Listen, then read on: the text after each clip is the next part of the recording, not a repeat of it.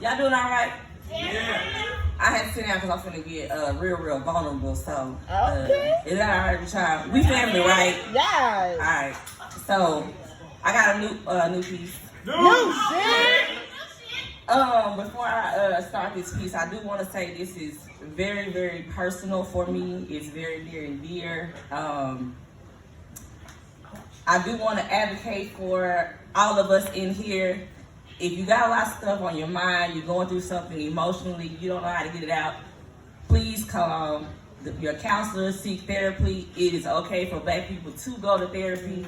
My friend is a counselor. She's in here. She's going to be performing after me, but I do want to say that she actually encouraged me to get in counseling after I wrote this piece because it did bring up a lot of stuff. So I just want to say that before we get the vulnerability for me. Please stop. I just want to say that. So here we go. Oh, and since Sassy song, I'm gonna give y'all a little bit. Okay.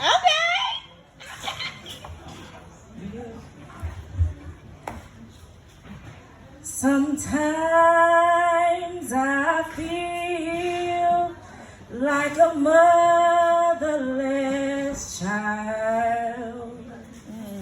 Sometimes I feel like a motherless child. Sometimes I feel like a motherless child. A long way from home.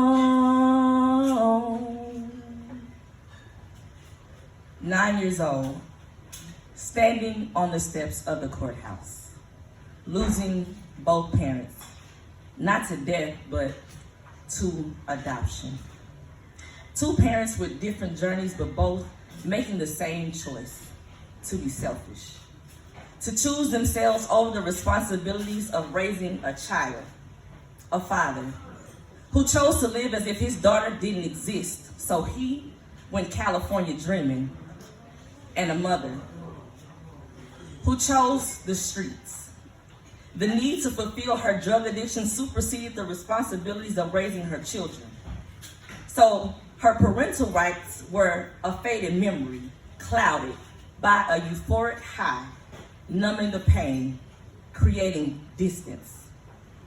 With each hit, inching her closer to death. And there I was, a little girl, sitting there, waiting, hoping that my mother would come home.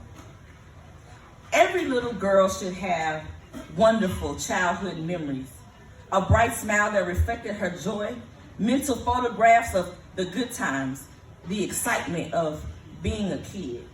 But for this girl, her memories were filled with abandonment. Why didn't her parents choose her? A question she would continuously ask herself. A void that would never be quite filled, created by the ones who were supposed to love her the most. A child needs their mother's love, but what happens when that love is absent, even in their mother's presence? She was supposed to be the example of how to nurture, teach her how to be a woman, show her how to love herself, lay the foundation. But although her mother got clean, she never felt like she had a mother.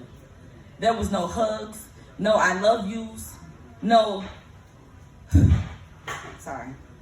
no I'm proud of yous, just good deeds with no rewards. So what happens to a child that grows up feeling alone? She becomes an adult that doesn't know how to love properly. An adult who battles internally with affection, trapped with trauma, drowned in tears from her inner child. A woman who fights to give her daughters a life she never had. She does all she can to make sure her daughters don't become broken like her. She makes it her responsibility to break the cycle, give them the love she longed for, heal her wounds by preventing theirs. She becomes the mother she always needed. Thank you.